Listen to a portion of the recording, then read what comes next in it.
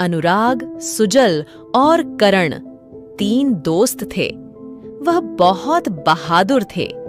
एक दिन अचानक गांव में अजीब सी घटना घटी। गांव के बच्चे एक एक करके गायब होने लगे। इसलिए सारा गांव चौपाल पर इकट्ठा हुआ। क्यों ना हम रात में पहरा दें, इससे बच्चों की सुरक्षा भी हो जाएगी। साथ ही हमें ये भी पता चल जाएगा कि बच्चे आखिर जाते कहाँ हैं। और इस तरह गांव के लोग पहरा देने लगे और इस दौरान बच्चों का गायब होना बंद हो गया। जब से हमने अपने गांव में पहरा देना शुरू किया है, तब से गांव के बच्चे सुरक्षित हैं। लेकिन ऐसे कब तक गांव के आदमी रखवाली करते रहेंगे? इस समस्या को झट से निकाल कर फेंकना होगा। हम सभी रात में छत पर छुपकर देखेंगे कि आखिर बच्चे कौन चोरी कर रहा है। उसी रात वह घरों की छत पर छुपकर पहरा देने लगे। सुजल ने देखा एक बच्चा सामने वाले घर से निकलकर जा रहा है। उसने तुरंत मशाल जलाकर अनुराग और करण को इशारा कर दिया। वो उस बच्चे का पीछा करने लगे। मैं आ रहा हूँ, मेरा इंतजार करना। इसी तरह कहते हुए बच्चा घने जंगल की तरफ जाने लगा। उस घने काले जंगल में लोग दिन में जाने से डरते थे।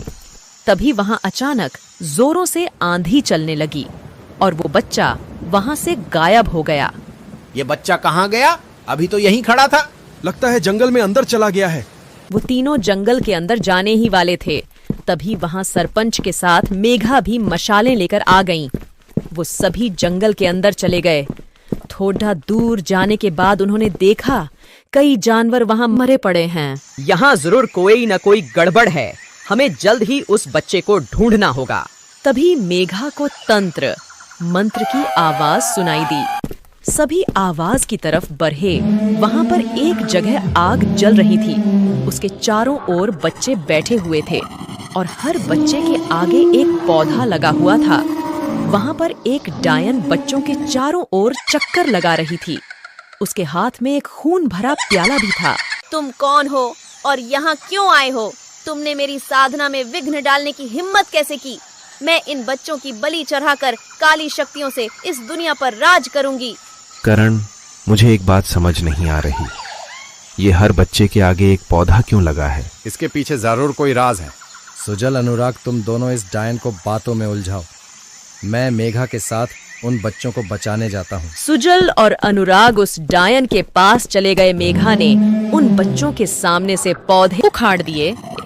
वो सब अब ठीक हो गए। अंकल, इस डायन की जान इस खून के प्याले में है। इस प्याले को आग में डालने से ये मर जाएगी। तुम सब बच्चों को यहाँ से लेकर जाओ। डायन तीनों में से किसी को भी खून के प्याले के पास नहीं जाने दे रही थी।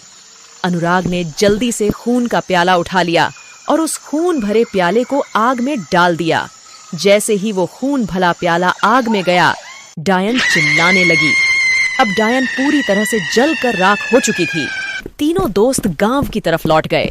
गांव के सभी लोग अपने बच्चों को देखकर बहुत खुश हुए।